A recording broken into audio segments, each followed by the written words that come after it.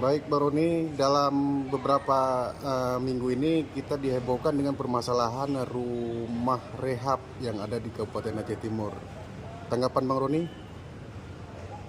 Ya, sebenarnya tepatnya itu bukan 2 minggu ini ya, tapi 2 tahun ini. Dalam Ya. 2 tahun ini dari sejak 2022 itu kita sudah mulai dengar polemik terkait bantuan ya rumah rehab, khususnya buat warga di Aceh Timur ya. Kemudian juga ada sebenarnya tahun sekarang ini kita dengar lagi ada bantuan WC ya, WC bantuan untuk masyarakat yang kurang mampu ataupun mungkin masyarakat miskin ya, fakir miskin. Jadi itu menurut informasi di lapangan kayaknya simpang siur dari asalnya dulu ya kan. Dari asalnya ada yang bilang itu aspirasinya anggota DPR RI ya, yang ngomong ini kan masyarakat juga kawan-kawan wartawan ya, media juga, mereka ini juga dapat informasinya tentunya dari tim-timnya DPR RI itu, dari timnya Senayan gitu kan, yang ada di lapangan. Kemudian ketika kita dapat informasi lain juga bahwasanya itu dari bantuan dari Kementerian PUPR. Nah gitu, programnya program BSPS. Jadi dari yang kami temukan di lapangan itu, yang kami dengar dan kami temukan di lapangan, juga informasi dari wartawan, juga informasi dari masyarakat itu tepatnya program BSPS, program rehab rumah ya, dari BSPS itu dari kementerian, bukan dari anggota DPR RI apa aspirasinya, ataupun apalagi sekarang ini kadang-kadang kan banyak diklaim oleh caleg ataupun bacalek, sekarang udah caleg ya, juga tim-timnya di lapangan ngeklaim bahwasannya itu bantuan mereka gitu.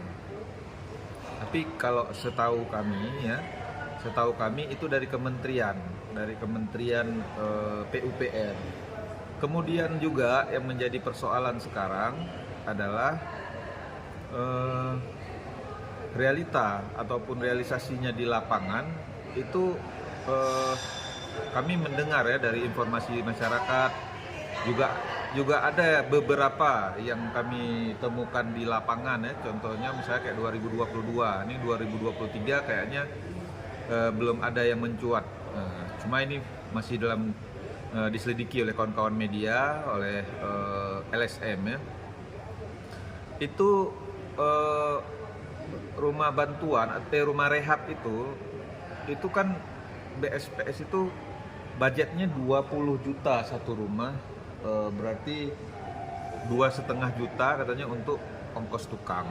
Kemudian juga untuk material ya, untuk bahan bangunan dan sebagainya itu 17.500.000. Tapi di lapangan menurut informasi ya, apalagi di medsos kita ada sebar-sebar kadang informasi ataupun pertanyaan-pertanyaan mengenai rumah rehab, WC bantuan ya.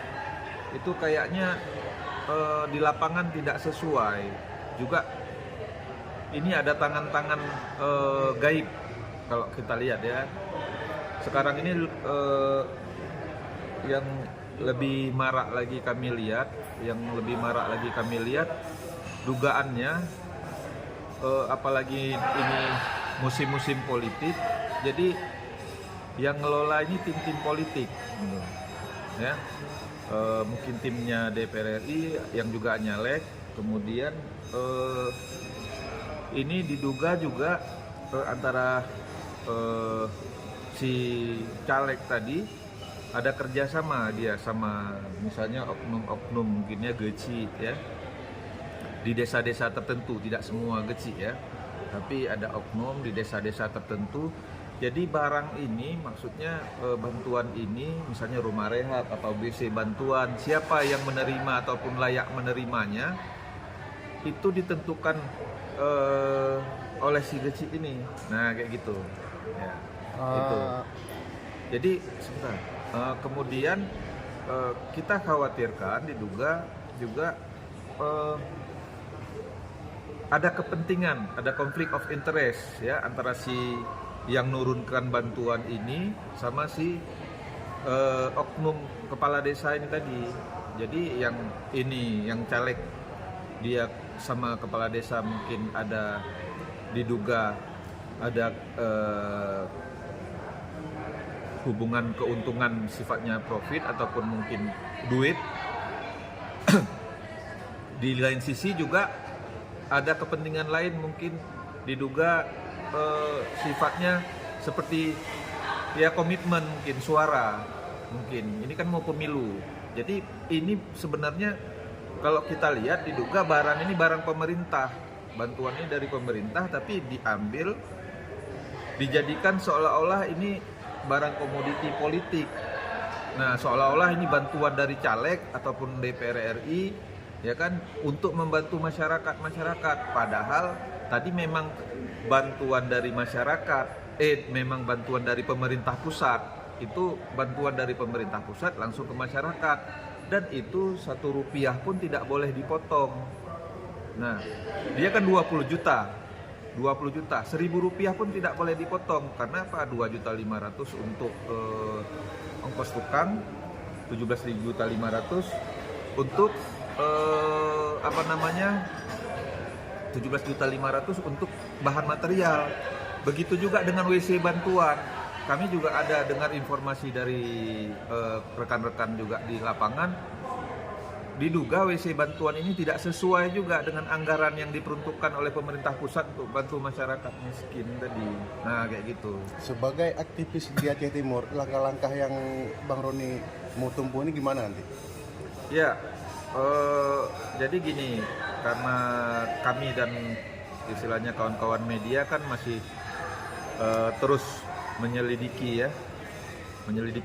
Habis itu kami sebelum-sebelumnya juga udah sempat melakukan demo ya, aksi ke penegak hukum untuk mendesak ini supaya diusut, jangan disalahgunakan. Ini kan dugaannya udah disalahgunakan. Jadi kami udah demo, udah aksi ke kejaksaan, ke penegak hukum lah, ke pihak kepolisian, mungkin pihak kepolisian juga udah tahu. Tapi cakap ya kita bilang ya, sampai detik ini belum ada sedikit pun kalau kita lihat reaksi dari penegak hukum. Harapan untuk permasalahan ini? Ya, harapannya kita ini jangan sampai dijadikan barang mainan seolah-olah ini yang ngasih bantuan ini pahlawan, padahal bukan bantuan dari dia. Nah, padahal itu memang bantuan dari pemerintah. Itu memang bantuan dari pemerintah untuk masyarakat miskin, jangan dipotong-potong. Nah, kalau nggak dipotong, alhamdulillah kita terima kasih. Ya, mohon maaf kalau saya bilang hal seperti ini. Tapi dugaan kami dan temuan kami sebelumnya di lapangan juga kawan-kawan media segala macam, ada yang bahkan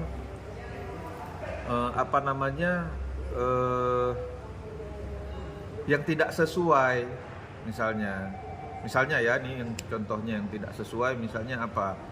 Kalau yang kami orang-orang tahu kan masyarakat ini ditunjuk oleh sekelompok orang, baik itu pendamping dari program ini maupun ada orang-orang yang mungkin tidak begitu tapi namanya tersebar di lapangan, ya kan? Nah, jadi padahal yang sebenarnya yang kami tahu ya, ada informasi waktu itu saya pernah baca di Modus Aceh.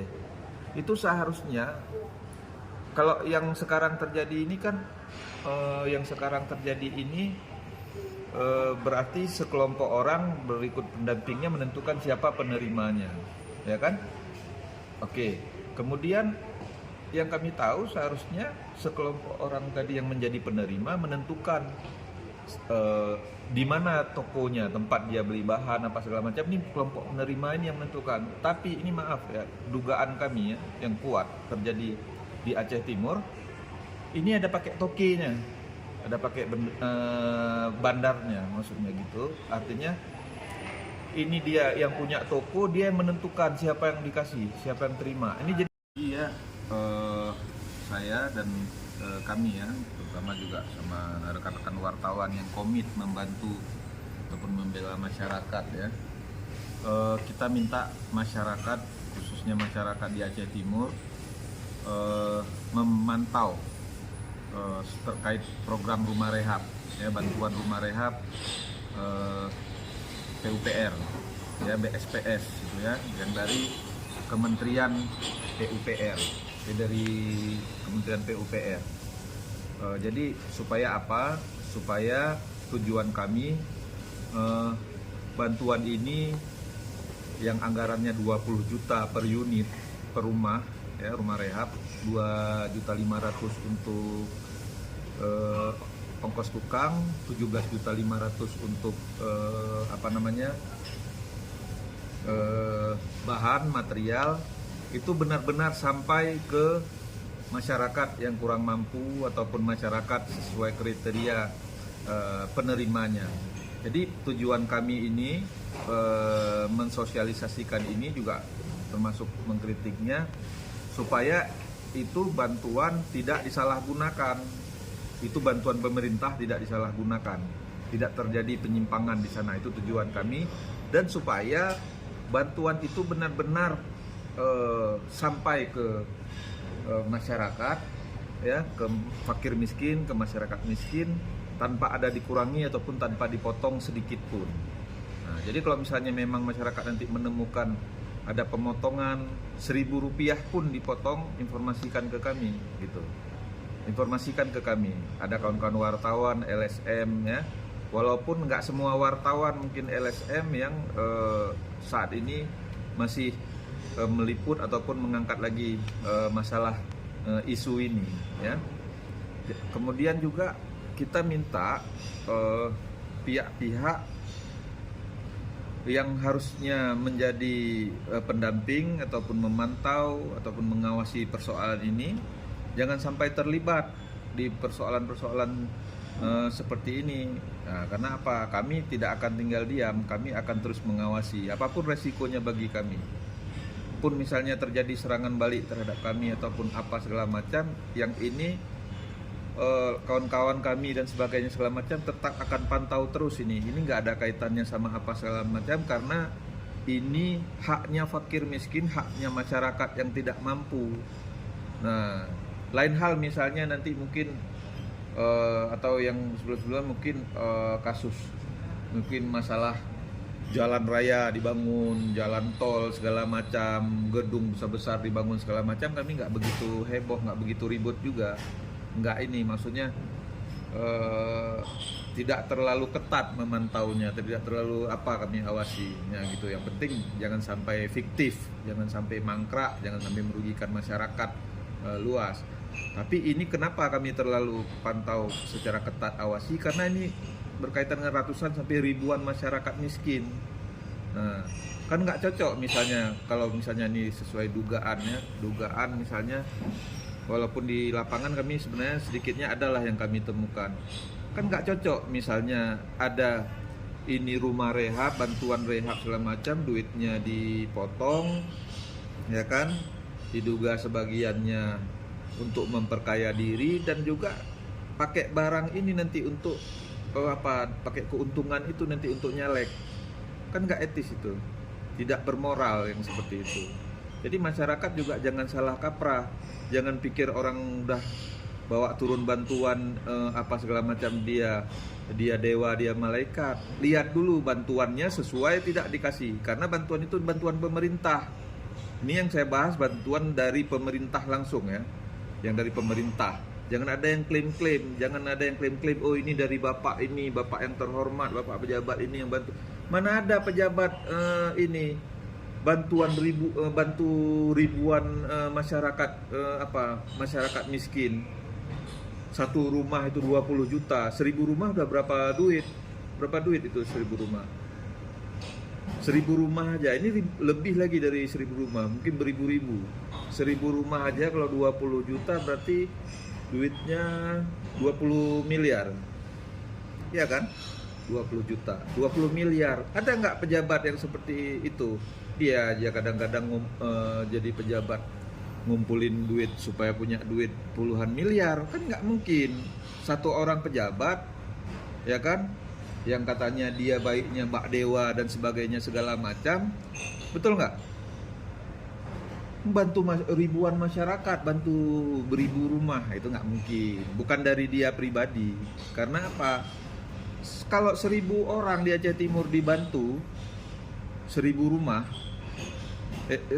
bantuan rumah rehab ya, satu rumah 20 juta, itu duitnya 20 miliar. Coba pakai ini logika, pakai otak kita. Nah, ada nggak pejabat yang seperti itu? Buat bantu Indomie, bantu apa orang banjir segala macam aja kadang-kadang, ini maaf ya saya bilang itu, diduga ya, dugaannya ada yang ngambil di dinas sosial. Itu buat bantu orang banjir, satu kardus Indomie itu, kardus Indomie itu ambil di dinas sosial dulu-dulu itu, bukan sekarang, dulu-dulu. Gitulah kira-kira. Ya kan? Nah, ini akal-akalnya ini maaf juga nih, misalnya kayak di Baitul Mal itu.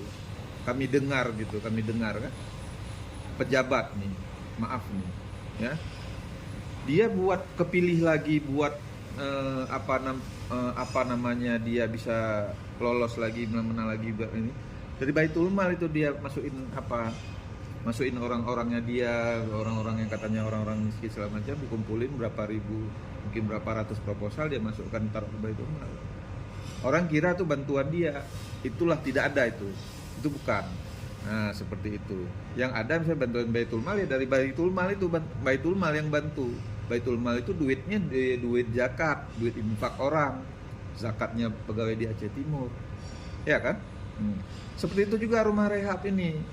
Itu sama seperti ini, seperti BLT itu, bantuan langsung dari pemerintah pusat yang